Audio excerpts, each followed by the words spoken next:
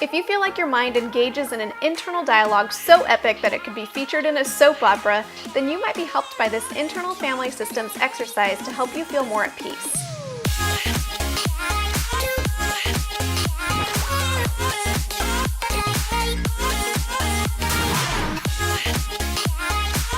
Hi there, I'm Dr. Marie Fang. Welcome to my video series featuring quick tips and tools to help you be your best self today.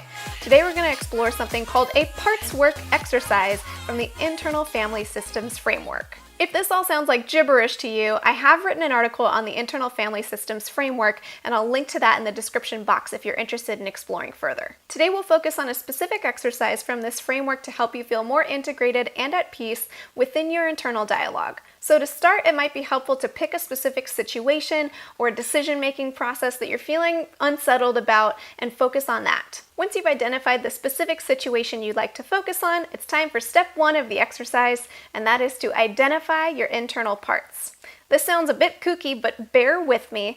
As you focus on the situation at hand, you may notice that rather than being an internal monologue that's happening in your mind, there's actually a dialogue, and there's different parts of you participating in an internal conversation. So what we want to do is try to identify these distinct voices and even list them out. You might like to write them down. Sometimes there's somewhere from 2 to 4 distinct voices that seem most actively engaged in the conversation. Try to parse them out and also give them a name. So try to find a name that's fitting for each of these voices. For example, there could be a nurturer, or there could be a planner, or there could be a critic. Pick a name that feels like it characterizes what that voice is about and write it down. Once you've identified the primary parts of you participating in your internal dialogue, it's time for step 2. To write out the dialogue. Now, typically if left to our own devices in our internal dialogue, it's kind of like the chaos of a soap opera. There's people throwing things at each other, someone's interrupting, the other person is sitting in the corner and they don't even have a chance to say anything. Sometimes it can get toxic and sometimes it can even get abusive and harmful. So by writing out the dialogue, we actually mitigate all of that, allowing everyone to have their fair turn to share.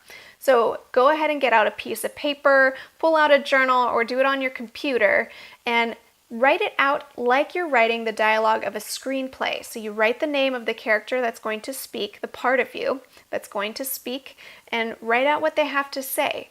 And once they're finished, then another part of you can be written down and respond. And you allow them to go back and forth gently, allowing each other their turn to speak. This brings us into step 3 of this exercise. Moderate the conversation. As you're writing out the dialogue, you may actually find that there's harmful or abusive terms coming out, and it's important to see yourself as in charge of moderating this as though you're moderating the soap opera family inside of you to make sure no one is getting hurt. Make sure everyone has a chance to speak and that no one is verbally harmful to each other. Finally, this brings us to step 4. Reread your internal dialogue.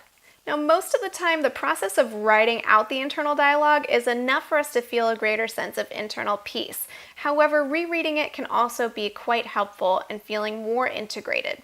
If as you're doing this, you're feeling a bit stuck and you could use some help, you might be helped by identifying a trusted mentor, loved one, or maybe even going to a therapist and reading the dialogue together with them so they can help you feel more integrated and at peace. Over time, you may learn that the tools you learn in this exercise may naturally start to bleed into your normal thought process. However, if you ever get stuck again, feel free to revisit this exercise as many times as possible until you feel more at peace. Well, I hope you found this video helpful and that you enjoy this exercise.